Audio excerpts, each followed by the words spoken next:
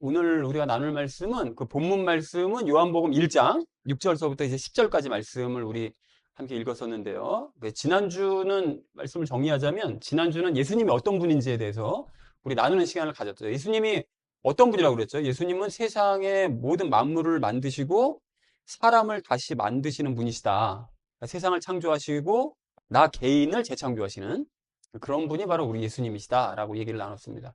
자, 그러면 어떻게 재창조를 하신다는 거냐? 예수님께서는 어둠 속에 있는 사람에게 빛을 비추시죠.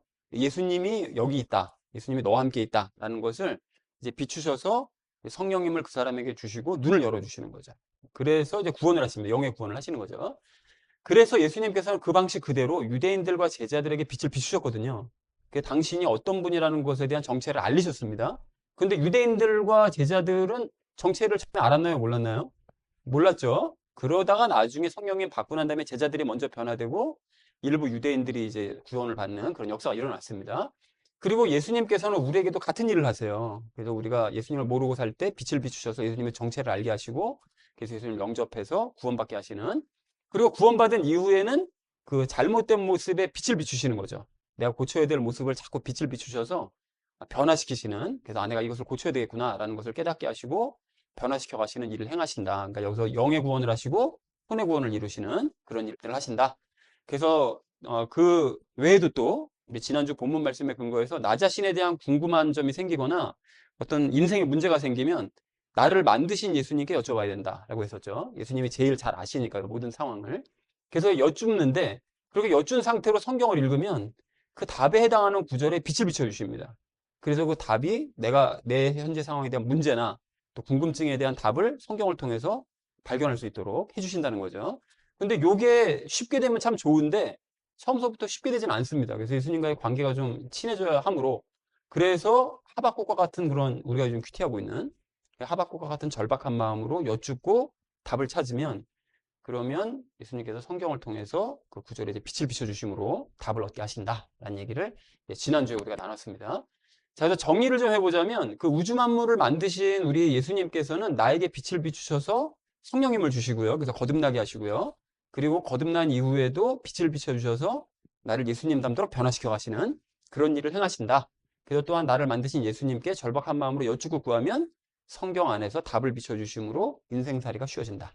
라는 얘기를 했다는 것이 이제 지난주 말씀을 정리한 내용이 되겠습니다. 오늘 이 본문 말씀을 우리 나눌 건데, 오늘 본문 말씀은 세례 요한에 대해서, 그 인물에 대해서 말씀을 하십니다. 그래서 전체 주제를 이렇게 잡았는데요. 세례 요한의 삶을 따르자라는 것을 주제로 이제 각절 말씀 우리 읽도록 하겠습니다. 먼저 6절 말씀. 하나님께로부터 보내심을 받은 사람이 있었으니 그의 이름은 요한이었더라 라고 이제 말씀하시죠. 자, 하나님께로부터 보내심을 받은 사람이요. 그러니까 세례 요한은 거꾸로 하나님께서 보내신 사람이다 라고 이제 말씀을 하고 있습니다. 그래서 예수님께서도 중간에 물어보시잖아요. 바리사이인들한테. 요한이 하늘로부터 왔냐 사람으로부터 왔냐 물어보니까 대답을 못하죠. 그래서 요한은 하나님께로부터 온 사람이다 라고 말씀하고 계십니다. 그래서 하나님께서 보내신 사람이 있었으니 그의 이름은 요한이었다 라는 말로 이제 6절 말씀을 정리할 수 있겠습니다. 자, 이어진 7절 말씀 함께 읽도록 하겠습니다. 바로 그가 빛에 관하여 증거하기 위해 한 증인으로 왔으니 그를 통하여 모든 사람들이 믿게 하려 함이라 라고 말씀하시죠. 그가 빛에 관하여 증거하기 위해 증인으로 왔대요. 그러니까 세례 요한은 빛에 관하여 증거하기 위해서 이 땅에 왔다는 것이죠. 자, 그런데 빛이 누구라고 그랬죠? 빛이 누구였습니까? 빛은 예수님 안에 계신 성령님이 빛이다 라고 얘기를 했었죠. 성령님이 그 성막 안에 계신 그 등잔불로서 이 빛이라고 그러셨잖아요. 그래서 예수님 안에 계신 이제 성령님을 얘기하는데, 이 피상적으로 겉으로 보기에는 빛을 비추시면 그걸 누가 비추는 것처럼 보이는 거죠? 예수님이 비추는 것처럼 보이잖아요. 그러니까 피상적으로 보면 빛을 드러내는 분은 예수님이시기 때문에 예수님을 뜻한다고도 볼 수 있습니다. 그래서 이후로 이제 얘기하는 것이 예수님을, 빛을 곧 예수님이라고 이제 얘기를 하면서 얘기를 전개해 나가고 있습니다. 자, 그러니까 요한은 예수님께서 당신 안에 계신 그 성령님이에요. 예수님 안에 계신 성령님을 사람들에게 주셔서 영생을 주시는 분이다라는 걸 요한이 알리는 거예요. 그러니까 우리가 지난주에 나눴던 이야기요. 그러니까 빛에 대한 이야기를 전합니다. 그리고 성령님의 빛을 늘 사람들에게 비춰주신다. 사람들 각 인생 가운데 비춰주신다. 요거를 증언하기 위해서 이 땅에 온 것입니다. 예수님께서 그런 빛을 비춰주신다는 것을. 자, 그래서 모든 사람들이 믿게 하려고, 그러니까 예수님께서는, 아니, 하나님께서는 모든 사람들이 방금 얘기했던 그것을 이제 믿게 하려고 요한을 세상에 먼저 보내신 거죠. 그래서 예수님의 길을 먼저 예비하게 하시고 그 이후에 빛 대신 예수님이 이제 오게 하셨다라고 얘기하고 있습니다. 그래서 7절을 정리를 이렇게 할 수 있겠는데, 세례요한은 빛에 관하여 증거하기 위해 증인으로서 왔고 자신을 통해 모든 사람들이 믿게 하려고 보내심을 받았다라는 것이 7절의 의미가 되겠습니다. 자, 이어진 8절 말씀 함께 읽도록 하겠습니다. 그는 그 빛이 아니었으나 그 빛에 관하여 증거하라고 보내심을 받은 자였더라 라고 말씀하시죠. 그 빛이 아니었대요. 그러니까 세례요한은 예수님, 예수님 안에 계신 성령님이 아니죠. 당연히 아닙니다. 아닌데 이 얘기를 왜 굳이 했냐? 이 얘기를 한 이유가 있는데, 세례요한을 메시아로 믿는 사람들이 있었기 때문에 그래요. 지금도, 아직까지도 2000년이 지난 지금까지도 세례요한이 사실은 메시아였다라고 믿는 사람들이 지금도 있습니다. 그 무슨 교인지 이름을 까먹었는데 어쨌든 그 사람들이 지금도 있어요. 근데 이게 아니다라고 이제 명백하게 8절에서 얘기를 하고 있는 거죠. 그래서 8절을 이렇게 정리할 수가 있겠는데, 세례요한은 빛이 아니었고 그 빛에 관하여 증거하라고 보내심을 받은 사람이었다라는 것이 8절의 의미가 되겠습니다. 자, 이어진 9절 말씀 함께 읽도록 하겠습니다. 그 빛은 참된 빛이었으니 그것은 세상으로 들어오는 모든 사람에게 저마다 빛을 주느니라 라고 말씀하시죠. 자, 참된 빛이래요. 그러니까 빛 중에 빛이라는 거죠. 그러니까 빛의 근원이라는 거예요. 하나님께서 빛이 있으라 하셔서 빛이 있었잖아요. 그러니까 빛이 있으라 말씀하시고 예수님께서 빛을 만드셔서 빛이 생긴 겁니다. 근데 그 빛이 하나님께로부터 나온 거잖아요. 그러니까 결국 이제 빛의 근원 되신 분이라는 거죠. 자, 그래서 세상으로 들어오는 모든 사람, 즉 세상에 태어나는 모든 사람에게 그 빛을 비춰주신대요. 그러니까 예수님께서는 세상의 모든 사람들 각각에게 당신의 빛을 비춰주신다는 거예요. 당신이 만드신 사람이 세상으로 이제 보내실 때, 그럴 때 그 사람의 인생 가운데 태어날 때부터 죽기까지 빛을 계속해서 비춰주시는 거죠. 그래서 하나님의 존재를 알게 하시고 그 이후로 거듭난 이후에는 삶을 바르게 살아갈 수 있도록 빛을 비춰주시는 그런 일을 계속 해주시는 분이시다 라고 얘기하고 있습니다. 그래서 구절을 이렇게 정리할 수가 있겠는데, 예수님께서 비추시는 빛은 빛의 근원이었으니 세상에 태어나는 모든 사람들 각각에게 그 빛을 비춰주신다 라고 얘기했다는 것이 이제 9절 말씀 되겠습니다. 자, 마지막 10절 말씀 함께 읽도록 하겠습니다. 그분께서 세상에 계셨고 세상은 그분에 의하여 지음 받았으나 세상이 그분을 몰랐더라 라고 말씀하시죠. 자, 그분께서 누구죠? 예수님이시죠. 그러니까 각 사람에게 성령님의 빛을 비춰주시는 그 예수님께서는 세상에 계셨다는 거예요. 그러니까 예수님께서는 각 사람에게 빛을 비추시기 위해서 늘 세상에 계셨다는 거예요. 태초부터 지금까지 세상에 계속 계시는 거예요. 계셨고 지금도 계십니다. 근데 지금은 안 보이시죠? 왜 안 보이시죠? 예수님이 우리 안에 계시니까. 외형은 안 보이세요, 이제 더 이상. 구약시대 때는 외형을 보이셨죠? 그래야 믿으니까. 근데 지금은 우리 안에 들어오셨기 때문에 겉모습은 안 보이십니다. 하지만 세상에 여전히 우리 안에서 존재하고 계시는 거죠. 자, 그래서 세상은 그분에 의해 지음을 받았대요. 그러니까 세상 모든 만물은 예수님께 지음 받았다고 3절에서, 지난 3절에서 말씀하셨잖아요. 그렇게 이제 지음을 받았는데 세상이 그분을 모르는 거죠. 지음 받은 이 세상 사람들은 예수님을 알아보지 못하는 거예요. 정작 만드신 예수님을. 부모가 자식을 낳았는데 자식이 부모를 알아보지 못해요. 그럼 이거 막 무슨 자식이라고 막 얘기하잖아요. 그런 것처럼 모르는 거예요. 예수님께서 만드셨는데 예수님을 알아보지 못하는 안타까운 이런 현실이 벌어지게 되었다라는 것이 10절의 의미가 되겠습니다. 근데 10절을 이렇게 정리할 수가 있겠는데, 예수님께서는 세상에 계셨고 세상은 예수님에 의해 지음을 받았는데 정작 세상은 예수님을 알아보지 못했다라고 얘기했다는 것이 10절의 의미가 되겠습니다. 자, 그래서 오늘 본문 말씀을 이렇게 좀 정리를 해볼 수가 있겠는데요. 하나님께서 보내신 사람이 있었으니 그의 이름은 요한이었다. 그리고 세례 요한은 빛에 관하여 증거하기 위해 증인으로서 왔고 자신을 통해 모든 사람들이 믿게 하려고 하나님께 이제 보내심을 받은 사람이었다. 자, 그래서 세례 요한은 근데 빛이 아니고 그 빛에 관해서 증거하라고 이제 보내심을 받은 사람이었다라고 이제 세례 요한에 대해서 얘기하고요. 그리고 예수님께서 비추시는 그 빛은 빛의 근원이었는데 그 세상에 태어나는 모든 사람들 각각에게 그 빛을 비춰주신다. 그래서 예수님께서는 세상에 계셨고 세상은 예수님에 의해 지음을 받았지만 세상은 정작 예수님을 알아보지 못했다라는 것이 오늘 본문 전체의 내용이 되겠습니다. 자, 그래서 오늘 본문 말씀을 여러분 좀 이어서 좀 이게 앞뒤 문단을 좀 뒤집어 가지고 여러분 좀 생각해 보실 필요가 있는데, 그 세상을 만드시고 존재해 오셨던 우리 예수님께서는 세상의 모든 사람들에게 빛을 비추신다고 그랬잖아요. 그런데 사람들은 그 빛을 깨닫지 못하는 거예요. 그러니까 태초부터 계속해서 지금까지 사람들로 붙으셔서 계속해서 그의 인생길에 빛을 비춰주시는데 모르는 거예요. 깨닫지를 못하는 거죠. 그래서 하나님께서는 특단의 조치로 빛을 증거할 예수님을 보내신 거죠. 사람의 눈높이에서 빛을 증거할 예언을 보내셔서 그를 통해서 사람들로 하여금 믿게 하시는 거예요. 이제까지 세상을 만드신 예수님께서 너희 옆에서 빛을 비추셨는데 너희가 그것을 깨닫지 못하고 있다라는 것을 증거하게 하신 거예요. 자, 그래서 지금도 사실 이제 마찬가지인데 대부분의 사람들이 예수님의 빛을 깨닫지 못합니다. 예수님께서는 이 땅에 오셨고 당신을 보이셨고 하늘로 승천하셨고 부활하셔서 하늘로 승천하셨는데 그 모든 사건들을 사람들이 보고 깨닫고 믿는다고 하면서도 그런 사람들이 온 세상에 다 퍼져 있다고 하는데도 몰라요. 빛을 깨닫지 못하는 거죠. 예수님 그런 존재가 있어? 라고 이제 안 믿는기까지 하는 이런 상황이 벌어지고 있으니 그래서 하나님께서는 빛을 본 우리를 세상에 보내셔서 빛을 증거하게 하시는 거예요. 예수님이 바로 너 옆에 계신다. 예수님이 너를 구원하기 원하신다. 너의 인생 가운데 빛을 비춰주기 원하신다. 이것을 증거하게 하시는 거예요. 우리를 보내셔서. 그리고 사람들로 하여금 믿게 하시는 그런 일을 하신다. 그러니까 우리가 지금 현재로서는 세례 요한의 일을 하는 사람들이 그리스도인이다. 라는 것으로 이제 오늘 본문 말씀을 해석해 볼 수가 있겠습니다. 그래서 우리가 세례 요한과 관련돼서 세 가지 이야기를 나눌 건데 첫 번째는 세례 요한의 삶에 대해서요. 두 번째는 올바른 방향에 대해서, 마지막 세 번째는 해야 할 일에 대해서 나누도록 하겠습니다. 오늘의 결론이요.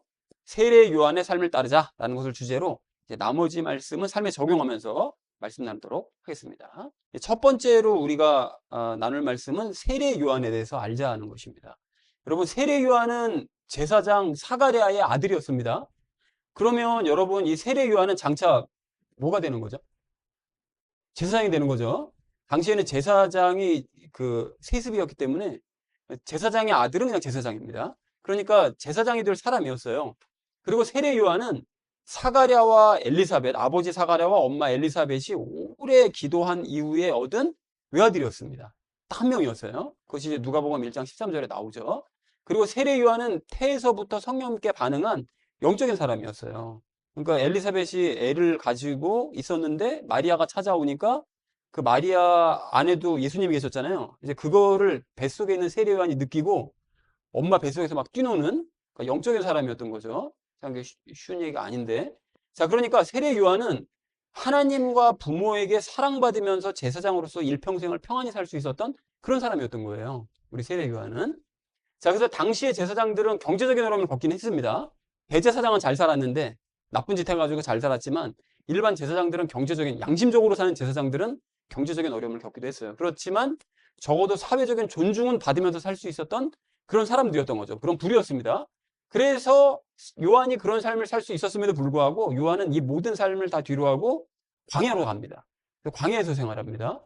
그러니까 요한은 여기 보면 여기 마태복음 3장 4절에 이렇게 말씀하시죠. 낙타털로 된 의상을 입고 허리 주위에 가죽띠를 띠고 그의 음식은 메뚜기와 그냥 꿀을 가지고 사는 거예요. 그러니까 일반 밥을 먹고 사는 게 아니라 힘든 삶을 사는 거죠. 자, 그래서 왜 굳이 이런 삶을 세례 요한이 산 거냐? 왜 좋은 삶을 내버려두고 이런 삶을 살 수밖에 없었느냐? 그 오늘 6절과 8절 말씀 때문이거든요. 6절, 8절에서 뭐라고 얘기하시는데요?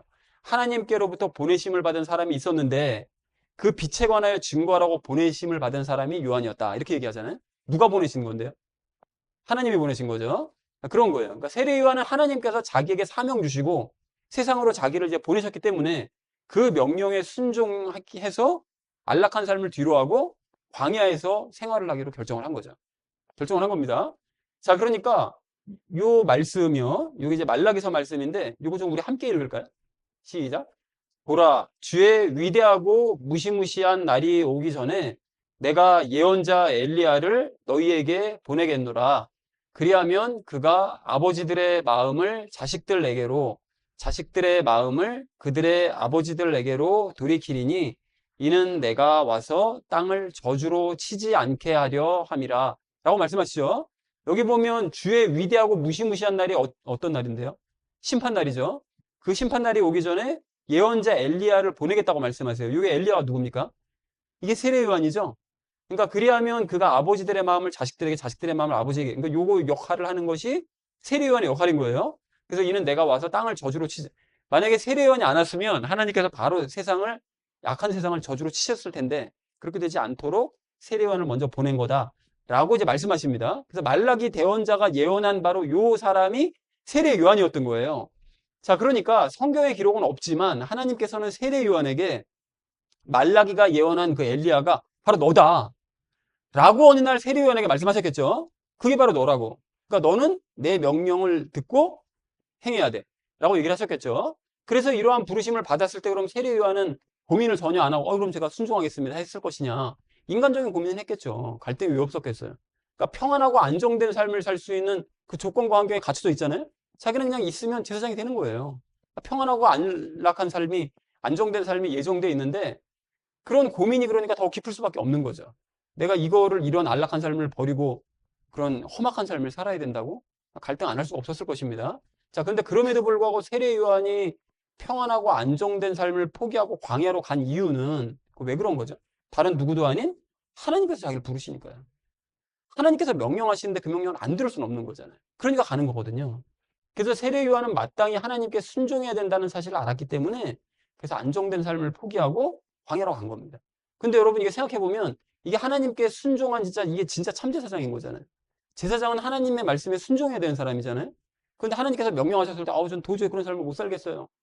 안 될 것 같아요. 라고 하는 것이 아니라 순종한 거거든요. 그러니까 이게 참제사장이라고.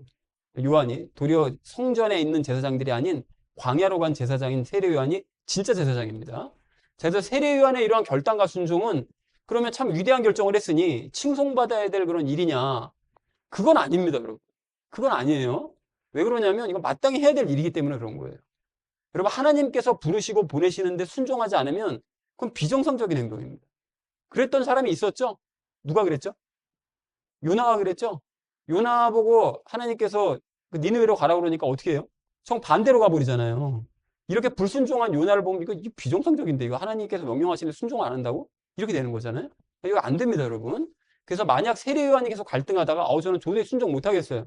저는 그냥 제사장으로 살래요. 만약에 이랬다면 하나님께서는 다른 사람에게 엘리야 역할을 맡기셨겠죠. 세례 요한을 버리시고 다른 사람에게 그 역할을 아마 맡기셨을 거예요. 그러니까 하지만 감사하게도 세례 요한은 순종을 결정했고 충성되게 일합니다. 순종하기로 결정한 이후에 그러니까 쓴소리를 일삼잖아요. 세례 요한을 보면 그 두려움을 안겨주잖아요. 사람들에게. 그러니까 막 바리새인들이 와 세례 받으러 오니까 너희 독사이 새끼들아 누가 너희 보고 세례 받으래 꺼져 막 이런 식으로 나가잖아요. 아주 무서운 소리를 하거든요. 근데 지도자들에게 원수 취급받았어요. 그래서 너까지 게 뭔데 너는 메시아도 아니고 그러면 엘리야도 아닌데 네가 뭔데 우리한테 그런 소리를 해. 쓴소리 듣고 원수 취급을 받더라도 하나님만 바라보면서 충성하는 거죠. 그렇게. 그리고 또한 세례 요한은 자신을 낮추면서 예수님을 지극히 높입니다. 가령 예를 들면 그분은 반드시 흥하여야 돼. 나는 반드시 쇠해져야 된다. 라고 얘기하죠. 그리고 나는 그분의 신발끈을 풀 자격도 없는 사람이다. 라고 얘기합니다. 항상 예수님을 높이는 거예요. 또한 세례 요한은 열심을 다해서 예수님을 알리는데 오늘 본문 말씀처럼 예수님이 주시는 그 빛을 예수님이 빛을 주시는 분이라는 사실을 알리고 또 이렇게 세상 죄를 제거하시는 하나님의 어린 양을 봐라. 라고 얘기해. 죄를 제거하시는 아주 구체적으로 얘기하잖아요. 우리가 평상시 맨날 얘기하는 거 영으로부터 죄를 제거하는 죄를 제거하시는 하나님의 어린 양을 봐라. 그리고 바로 그가 성령으로 침례 주시는 분이다. 성령님을 주시는 분이 바로 그분이시다. 정확하게 얘기해야죠. 그리고 아들을 믿는 자는 영원한 생명을 가졌고 아들을 믿지 않는 자는 생명을 보지 못하고 오히려 하나님의 진노가 그의 위에 있게 된다. 믿지 않으면 저주받는다. 라고 아주 명백하게 예수님에 대해서 증거했던 사람이 세례 요한이었다는 거예요. 할 일에 다 충성을 다하죠. 자, 그렇다면 우리는 여러분 하나님의 자녀이자 일꾼이잖아요. 우리는 자녀이기도 하지만 일꾼이기도 합니다. 그렇다면 우리도 세례 요한처럼 하나님의 부르심에 순종해야 되는 거죠. 그리고 예수님을 높이면서 예수님을 알리는 일에 열심을 다해야 됩니다. 그렇게 될 줄로 믿습니다. 자, 그래서 정리를 좀 해보자면 세례 요한은 평안한 삶을 살 수 있었지만 광야의 삶을 선택했습니다. 그리고 하나님께서 자신을 부르셨기 때문에 그렇게 한 거예요. 좀 무모해 보이는 결정을 내린 거죠. 그리고 세례 요한의 순종은 하지만 칭송받아야 될 일은 아닙니다. 마땅히 해야 될 일인 거예요. 하나님이 명령하셨으니까. 그래서 만약 순종하지 않았다면 다른 사람이 세례 요한의 역할을 맡았겠죠. 그 역할을 빼앗겨서. 그래서 세례 요한은 예수님을 지극히 높이고 열심을 다해서 예수님을 알리는 일을 했다. 그렇다면 우리도 하나님의 일꾼으로서 세례 요한처럼 순종하고 예수님을 높이면서 예수님을 알리는 일에 열심을 다해야 되는 줄로 믿습니다. 그러한 저 여러분 되시기를 주님의 이름으로 간절히 축원을 드립니다. 두 번째로 함께 나눌 말씀은 이제 바른 방향을 잡자는 것입니다. 자, 여러분 그 세례 요한에 대해 좀 묵상을 하면 할수록 세례 요한이 그리스도인을 예표한 인물인 것 같다는 생각이 들어요. 가령 예를 들자면 이런 거죠. 세례 요한이 제사장인 것처럼 우리도 왕가의 제사장이라고 베드로전서 2장 9절에 얘기했었잖아요. 예수님을 믿으면 우리도 제사장 된다. 자, 그리고 세례 요한이 부모의 오랜 기도로 태어났던 것처럼 우리도 누군가의 오래된 기도로 다시 태어나는 거죠. 뭐 내가 뭐 예수님 잘 혼자 믿은 것 같지만 주변 사람들의 기도로 사실은 내가 다시 태어나게 되는 겁니다. 자, 그리고 세례 요한이 초림하실, 그러니까 처음 오실 예수님의 길을 예비했었다고 그랬잖아요. 마찬가지로 우리는 재림하실 예수님이 오실 길을 예비해야 되는 사람들인 거죠. 그러니까 이런 모습들을 쭉 봤을 때 우리 세례 요한의 모습은 꼭 그리스도인의 모습을 예표하는 것처럼 보입니다. 그래서 세례 요한과 이런 공통점을 가진 우리는 세례 요한처럼 양갈래 길 중 하나를 선택을 해야 돼요. 우리도. 그래서 제사장임을 뽐내면서 아무것도 하지 않는 삶. 그러니까 아까 전에 얘기했었잖아요. 그 세례 요한 같은 경우에 그 제사장으로 그냥 지냈으면 그냥 형식적으로 그냥 성전 오가면서 그냥 드리라는 제사만 그냥 드리고 그냥 말고 하다가 그냥 뭐 제사장이라는 사실을 뽐내면서 그냥 거의 아무것도 하지 않는 그냥 평안한 삶, 안락한 삶 이런 삶을 사는 거죠. 하나님의 왕국을 위해서 그냥 별로 뭐 아무것도 하지 않는 그런 삶인 거죠. 이런 사람들은 사실은 성전 안에 있던 당시에 성전 안에 있던 제사장들은 제사장이라고 볼 수가 없었습니다. 근데 그런 삶과 거친 광야의 삶 중 하나를 선택해야 된다는 거죠. 세례 요한이 그거를 이 위에 있는 삶을 포기하고 광야로 나갔잖아요. 그런 삶 중에 하나를 선택을 해야 되는 거예요. 그래서 아무것도 하지 않는 삶이 사실은 좋아 보이죠. 그냥 손 놓고 그냥 편하게 살 수 있는. 그래서 하나님께서 근데 보시기에는 그런 삶이 무가치한 삶이라는 거예요. 그것이 바로 우리가 얘기하는 넓은 길인 거죠. 대부분의 사람들이 이 길을 따라갑니다. 자, 근데 반면 광야의 삶은 힘들어 보이죠. 하지만 하나님께서 부르시는 삶이고 하나님과 동행하는 삶이고 그것이야말로 가치 있는 삶입니다. 이 땅 여러분 남은 인생이 얼마나 되시죠? 전 앞으로 10몇 년 남은 것 같고 여러분 뭐 많아봐야 한 20년 30년 남았을 텐데 그 20년 30년을 영원의 삶과 바꿀 거냐, 20년 30년 고생하면 그 이후에 놀라운 축복이 기다리고 있는데 그거를 포기하고 요 2, 30년을 위해서 열심히 살 것이냐, 요거를 결정하는 요 순간이라는 것이죠. 자, 그래서 요런 삶이 힘들어 보이지만 가치 있는 삶, 좁은 길이라고 우리 예수님께서 말씀하십니다. 자, 그럼에도 많은 그리스도인들이 그냥 제사장이라는 사실, 나 제사장이야. 나 예수님 믿어 난 제사장 됐어. 그거 뽐내면서 그냥 존중받으면서 하나님의 왕국을 위해 아무것도 안 하는 삶을 살고 싶어 해요. 아무것도 안 하지만 더 아무것도 안 하고 싶다. 이렇게 편하게만 살고 싶다. 이렇게 되는 거죠. 근데 참된 그리스도인은 아무것도 하지 않는 삶을 뒤로하고 세례 요한처럼 광야의 삶을 선택을 합니다. 참된 그리스도인들은. 왜 그러냐? 왜 그럴까요? 세례 요한도 그 안락한 삶을 포기하고 굳이 고생하는 삶을 택했잖아요. 왜 그랬다고 그랬죠? 하나님의 말씀 때문에, 명령 때문에 그러신 거잖아요. 그러니까 왜 그런 거냐면 우리도 마찬가지입니다. 마태복음 28장 19절 20절 말씀 때문에 그래요. 여러분 이 말씀 우리 함께 좀 읽어볼까요? 시작. 너희는 가서 모든 민족들을 가르치고 그들에게 아버지와 아들과 성령의 이름으로 침례를 주며 무엇이든지 내가 너희에게 명령한 모든 것들을 준수하도록 그들에게 가르치라. 그런즉 보라 내가 세상 끝까지라도 언제나 너희와 함께 있느니라 라고 말씀하시죠. 그러니까 예수님께서 함께 하시는 사람들은 아들과 아버지와 아들과 성령의 이름으로 침례 주면서 가르치는 사람들, 그런 사람들과 함께 하시는 거예요. 그리고 거꾸로 이렇게 함께 하신다면 마땅히 이런 일을 해야 된다는 거죠. 그게 그리스도인입니다. 그래서 만약 예수님께서 이 명령을 우리에게 주시지 않으셨으면 우리는 그냥 아무것도 하지 않는 삶을 살아도 괜찮았을 거예요. 따로 명령 주신 게 없으니까 그냥 편하게 살았어도 됐을 것 같아요. 그렇지만 하나님께서 말라기의 대언을 통해서 세례 요한에게 사명을 주신 것처럼 너가 바로 엘리야다. 말라기가 예언한 엘리야가 바로 너야. 라고 사명을 주신 것처럼 예수님께서는 마태복음 28장 19절 20절을 통해서 우리에게 사명 주시는 거죠. 이렇게 내가 명령하는데 이 명령을 수행할 사람이 바로 너야. 라고 우리에게 사명을 주셨기 때문에 우리는 순종해야 됩니다. 이 말씀에. 그래서 만약 우리가 순종하지 않으면 어떻게 될까요? 그러면 우리 예수님께서는 다른 사람에게 그 역할을 맡기시겠죠. 너 그럼 하지 말고, 싫으니까 너 하지 마. 그럼 내가 다른 애한테 맡길게. 그리고 너는 그에 관련된 축복은 받을 생각은 하지 마. 이렇게 되는 거죠. 자, 그래서 여기서 잠깐 우리가 짚어야 될 사실이 있는데 세례 요한은 성령님을 받았을까요? 못 받았습니까? 못 받았죠? 그럼 이 사람이 빛을 받는 삶을 살았을까요?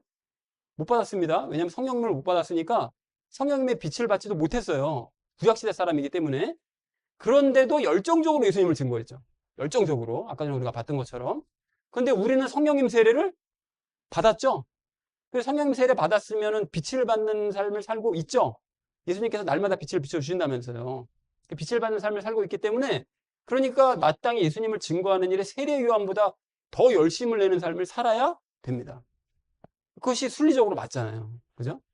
자, 그래서 이런 말씀을 들으면 당연히 고민이 생기고 부담이 되죠. 또 뭘 하라는 거야. 세상 일도 힘들어 죽겠는데 뭘 하라는 거야, 부담되게 라고 생각할 수 있는데, 여러분 아무것도 하지 않으면서 살아도 괜찮을 것 같다는 생각 때문에 더더욱 고민될 수 있습니다.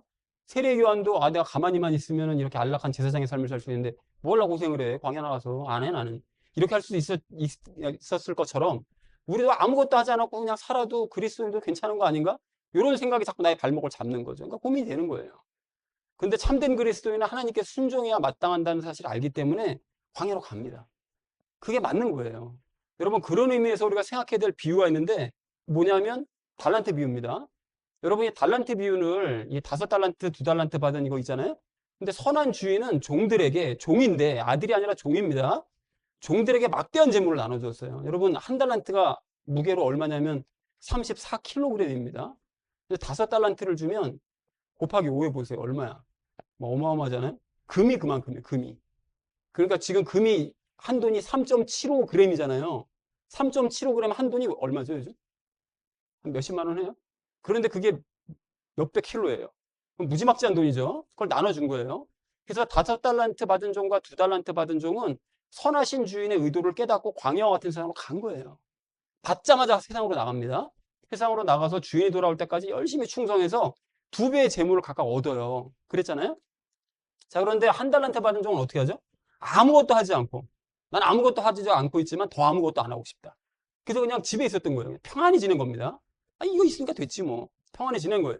그래서 그 결과 5달란트, 2달란트 받은 종은 칭찬받잖아요. 근데 나중에 주인 돌아와서 어떻게 하죠? 한 달란트 받은 종은 저주를 받을 뿐만이 아니라 쫓겨납니다. 너는 여기 있을 자격이 없어. 나가. 이렇게 되는 거죠. 자, 그래서 늘 말해왔던 것처럼 달란트 비유는 예수님을 닮아야 됨을 말씀하신 비유예요. 오해는 하지 마셔야 됩니다. 예수님을 닮아야 된다. 5달란트 받은 종이 똑같이 5달란트 남겼다는 것은 그 달란트가 예수님이니까 예수님을 받은 사람은 똑같은 예수님의 모습을 남겨야 돼. 이것을 얘기를 하신 거가 맞는데, 충성의 측면에서 생각해보면 오늘 나눈 말씀에도 적용이 가능하다는 거예요. 뭔 소리냐.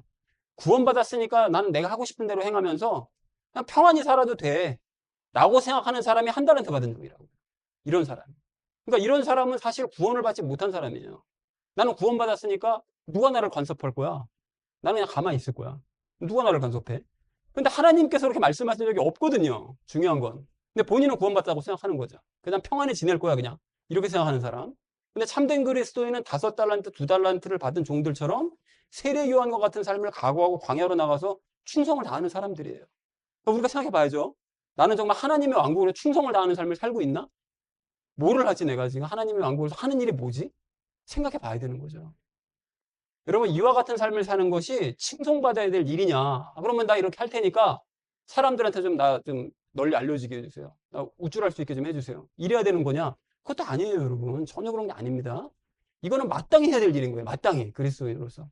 자랑할 일이 아니라는 거죠. 예수님께서 부르시고 보내시는데 순종하지 않는 건 그건 비정상적인 행동이라고 아까 전에 요나를 경우를 예를 들어서 말씀드렸잖아요. 그 말씀하시는데 나는 내가 이만큼 순종하니까 나 대우해 주셔야지.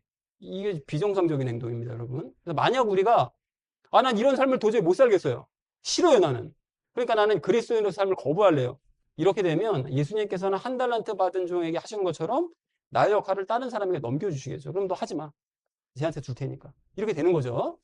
그러니까 세례 요한처럼 사명감을 가지고 열심히 충성을 해야 마땅하다는 것입니다. 그리스도인은 그런 사람들인 거예요. 여러분, 세례 요한이 유대인들에게 쓴소리 일삼고 두려움을 안겨줘가지고 원수 취급받더라도 하나님을 바라면서 충성했다고 그랬었잖아요. 그런 것처럼 마찬가지로 주변에 믿음 없는 사람들에게 원수 취급받을 각오를 하면서 하나님께 충성해야 되는 거예요. 여러분, 그 그리스도인이 주변 사람들에게 복음도 하나도 안 전하고 예수님에 대해서 얘기 한마디도 안 하고 그냥 나는 그냥 혼자 평안하게 살면서 마음의 부담도 전혀 없고 부담감도 없고 뭐 그렇게 산다. 그럼 이건 좀 뭐가 문제가 좀 있는 거죠, 이거는. 여러분, 주변에 믿음 없는 사람들에게 원수 취급받을 각오까지 하면서 너 예수 얘기 그만하면 안 돼? 너 자꾸 예수 믿으라 그래. 이런 싫은 소리 들을 각오를 하면서 예수님께 충성해야 되는 거죠. 그게 우리 그리스도인입니다, 여러분. 그렇게 예수님을 흥하게 하고 나는 점점 쇠해져야 되는 거예요. 욕먹으면서. 욕먹고 싫은 소리 들으면서 점점 꺼져가는 나. 그럴 때 예수님은 흥하게 되는 이 역사. 그렇게 예수님을 높여야 되는 거죠. 여러분, 예수님의 신발끈을 풀 자격조차 없다는 사실을 인정하면서 예수님께 충성하는 우리가 돼야 됩니다. 예수님이 명령하시는데 신발끈을 풀 자격조차 없는 종이 감히 명령을 거부해? 이런 일은 있어서는 안 돼. 라고 생각하면 충성해야 되는 거죠. 그게 그리스도인인 거예요, 여러분. 여러분, 마지막으로 우리 주변 사람들 여러분 생각해 보시자면 빛을 비추셔도 깨닫지 못하는 사람들이 많잖아요. 10절 말씀에서 그거 얘기하시잖아요. 여러분, 주변에 가족들 한번 생각해 보세요. 가족들. 가족 중에 믿지 않는 가족들 있죠? 그 빛을 비춰주시는데 못 깨닫잖아요. 예수님 안 믿거든요. 여러분, 그런 사람들 정말 많습니다. 그런데 하나님께서는 누구도 아닌 나를 통해서 그들을 믿게 하기를 원하세요. 목사가 알아서 하겠지 뭐. 아니 뭐 주변에 다른 사람이 그리스도인이 알아서 해주겠지 뭐. 내 가족인데? 내가 해야지 누가 합니까? 나를 통해서 그들을 믿게 하기를 원하신다니까요. 나를 통해서. 그렇다면 어떻게 해야 이 땅에서 평안히 살 수 있을까? 내가 어떻게 하면 풍요를 누리면서 살 수 있을까? 이런 거 고민하는 가짜 신앙을 버려야 됩니다, 여러분. 이거 거짓말이에요. 가짜 신앙이에요. 예수님 믿고 나 잘 살아봐야지. 예수님 믿고 평안하게 살아야지. 이 땅에서 아무것도 안 하고 나는 평안하게 살다가 조용히 천국 갈 거야. 그런 일은 일어나지 않습니다, 여러분. 그거 거짓 신앙이에요. 가짜예요. 대신 어떻게 해야 내가 빛을 깨닫지 못하는 주변 사람들로 하여금 빛을 보게 만들 수, 이거 고민해야 되는 거죠.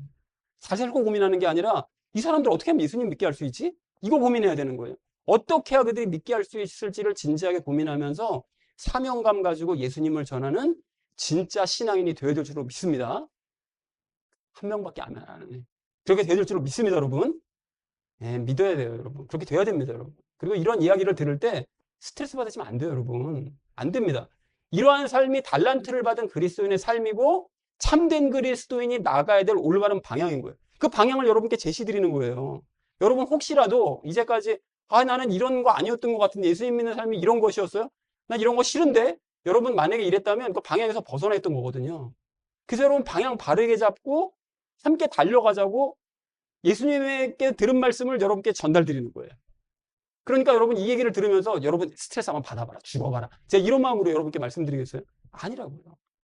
이렇게 이런 방향이 옳은 방향이니까 여러분 제시드리는 거예요. 혹시라도 잘못된 방향으로 벗어나 있었으면 큰일이니까 바른 방향으로 가자 우리. 라는 거를 여러분께 말씀드리는 것입니다. 자, 그래서 정리를 해보자면 세례 요한은 그리스도인을 예표한다고 그랬죠. 그리스도인은 세례 요한의 길을 택해야 된다. 그게 왜냐하면 예수님께서 명령하시기 때문에 그래야 된다. 그래서 세례 요한은 성령님 세례도 받지 못한 채 예수님을 증거하는 일에 열심을 냈잖아요. 그럼 우리 성령님 받았다면 나 성령님 받았어 라고 말로만 할 게 아니라 실제로 보여줘야죠. 그렇게 해야죠. 예수님을 증거하는 일에 열심을 내야 됩니다. 그래서 달란트의 비유를 그러니까 기억해야 된다. 그래서 세례 요한의 길을 따르는 삶은 칭송받아야 될 삶이 아니라 마땅히 따라야 될 삶인 거다. 그게. 그리고 세례 요한처럼 예수님을 높이면서 충성되게 예수님을 알려야 된다. 그래서 이것이 그리스도인이 나아가야 될 올바른 방향이라는 것을 알자. 그래서 그걸 반드시 알고 깨닫고 실천하는 저와 여러분 되시기를 주님의 이름으로 간절히 축원을 드립니다. 마지막 세 번째로 우리 함께 나눌 말씀은 빛을 전하자는 거예요. 여러분 세례 요한처럼 살자는 말은 뭐 직장 그만두세요. 오늘서부터 일 그만둬요. 세상 뭐 다 끝날 건데 뭐 이렇게 얘기하는 게 아닙니다, 여러분. 세상 삶을 포기해버려라. 그런 걸 말씀드리는 게 아니에요. 이 세상의 삶보다 예수님 증거하는 삶을 더 값어치 있게 여기고 더 우선적으로 여기라는 뜻이에요. 그게 중요하다. 그게 우리의 본업이다. 라는 것을 항상 말씀드리잖아요. 그죠? 자, 그래서 달리 말해서 세상 왕국보다 하나님의 왕국을 더 사랑하라는 뜻이에요. 여러분 세상 왕국을 사랑하면서 그 세상 왕국을 향해 달려나가잖아요. 절대 세상이 여러분께 순종 안 합니다. 여러분 돈 바라보면서 돈을 향해 달려가잖아요. 돈이 여러분께 순종 안 해요. 절대 안 합니다. 여러분 자식 바라보면서 자식에게 막 충성하잖아요. 자식이 순종할 것 같죠? 자식이 배신합니다, 여러분. 우리가 하나님께 순종하고 하나님을 바라볼 때 돈이 나를 따라오고 자식이 나를 따라오고 세상이 나를 따라오는 거예요. 순서를 명확하게 해야 되는 거예요. 항상 말씀드리잖아요. 그죠? 세상 왕국보다 하나님의 왕국을 더 사랑해야 된다는 거예요. 여러분 핵심은 예수님을 전하는 삶을 살아야 된다는 거죠. 우리가. 자, 그렇다면 예수님을 누구에게 전해야 되는 것이냐? 전할 사람은 많죠. 많은데 그 중에서 특별히 전해야 될 사람은 빛을 보지 못하는 주변 사람들 중에 특히 가족에게 전해야 됩니다. 가족에게 우선이. 가족이 제일 전하기 힘들지만 그럼에도 불구하고 제일 가까이 있는 사람이고 내 마음을 다해서 전할 수 있는 사람이기 때문에 가족에게 전해야 돼요. 여러분, 믿음이 없는 부모와 자녀에게 예수님 전해야 된다는 거죠. 자, 그러면 뭘 전해야 되느냐? 지난주와 이번 주에 나눴던 말씀들이에요. 뭐였죠?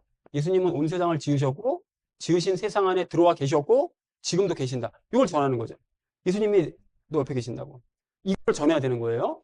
그리고 예수님은 나의 삶에도 함께 하시지만, 여러분의 삶에도 함께, 가족들에게 얘기하는 거죠. 바로 누나의 삶에 함께 해. 엄마의 삶에 함께 한다고.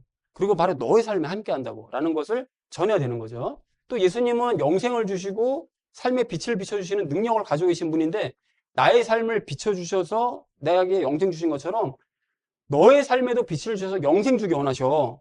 이걸 전해야 되는 겁니다. 이것을. 그리고 또 나의 삶에 빛을 비추셔서 나의 삶을 계속해서 인도해 주시는 것처럼 바른 방향으로 나아갈 수 있도록, 형통한 길로 나아갈 수 있도록, 안정된 길로 나아갈 수 있도록, 때로는 고난을 주시지만 극복하는 길로 갈 수 있도록 인도해 주시는 것처럼 너의 삶에도 빛을 비추셔서 삶을 인도하기 원하셔. 너 이런 예수님을 믿지 않는데? 이것을 전해야 되는 거죠. 우리가.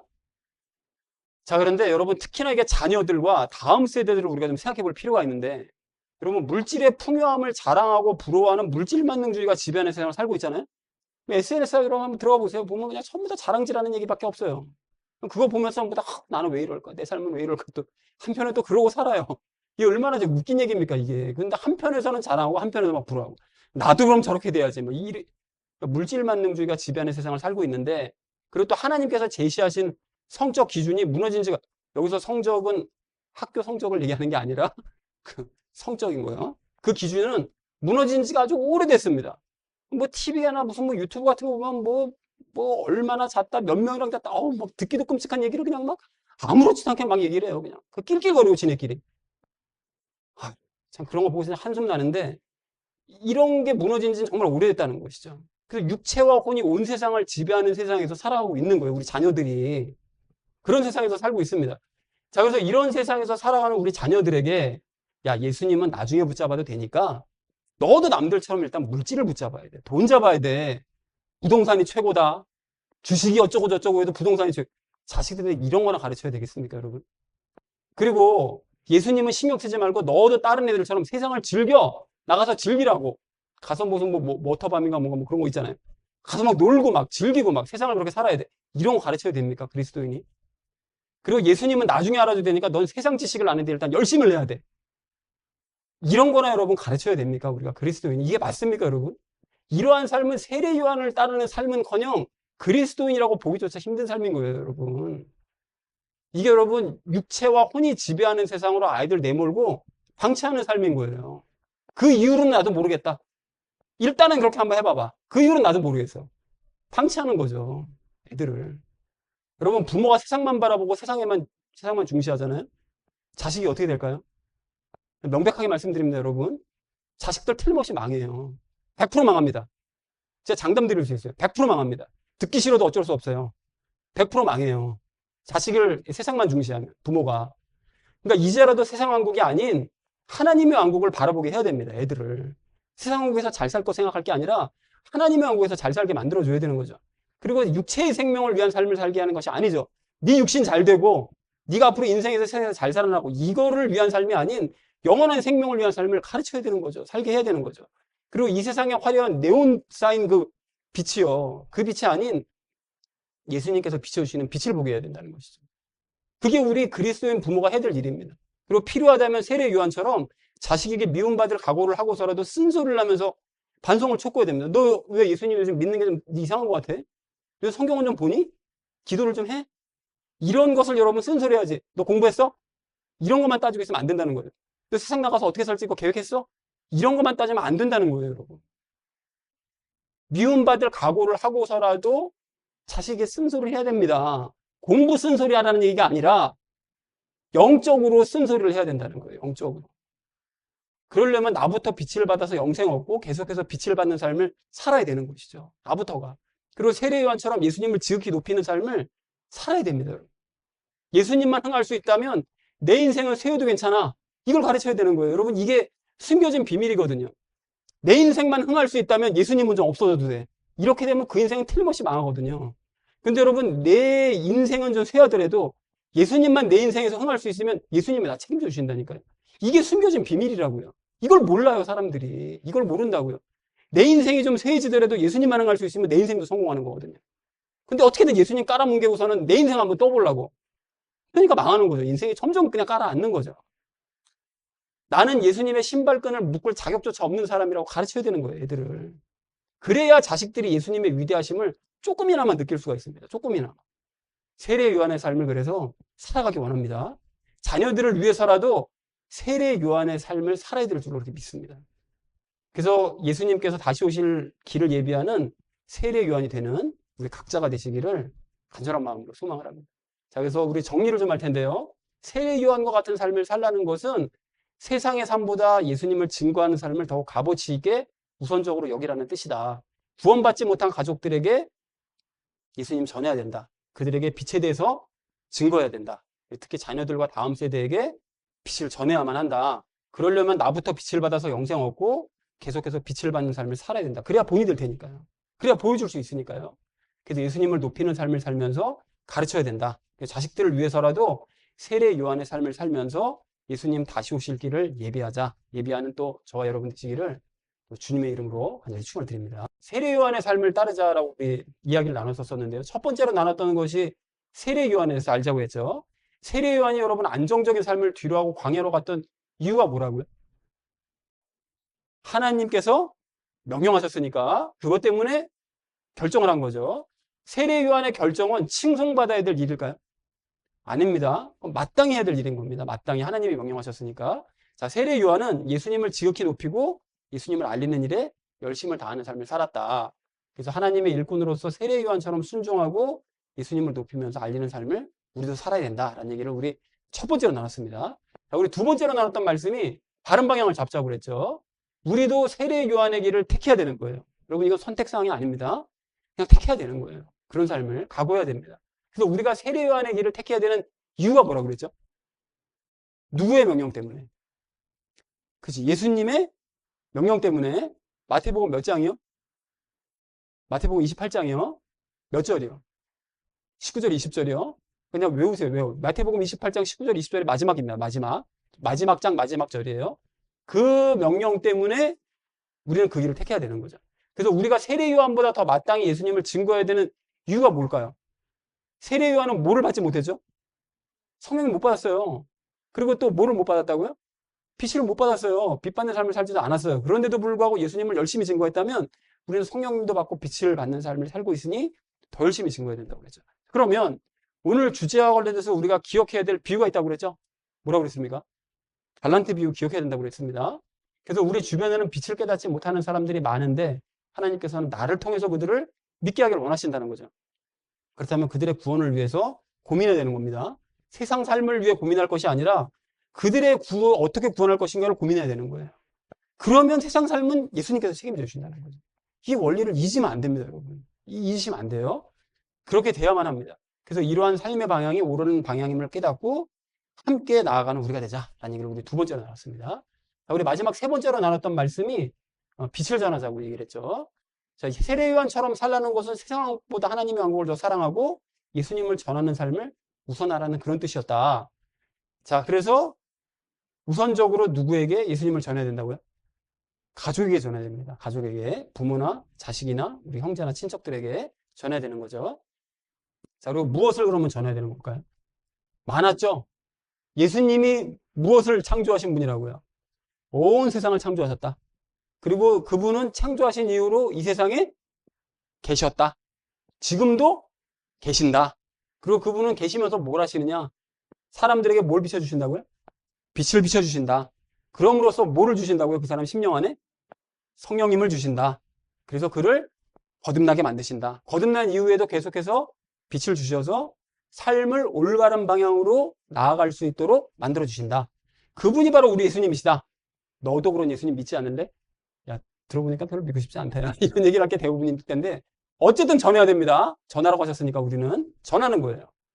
자, 그래서 육체와 혼이 온 세상을 지배하는 상황에서 자녀들을 특별히 바르게 가르쳐야 됩니다. 여러분, 이거 놓치시면 안 됩니다, 진짜. 이러면 안 돼요. 이거 망합니다. 자식 망합니다, 진짜. 다음 세대 다 망해버리는 거예요. 반드시 바르게 가르쳐야 되는 거죠.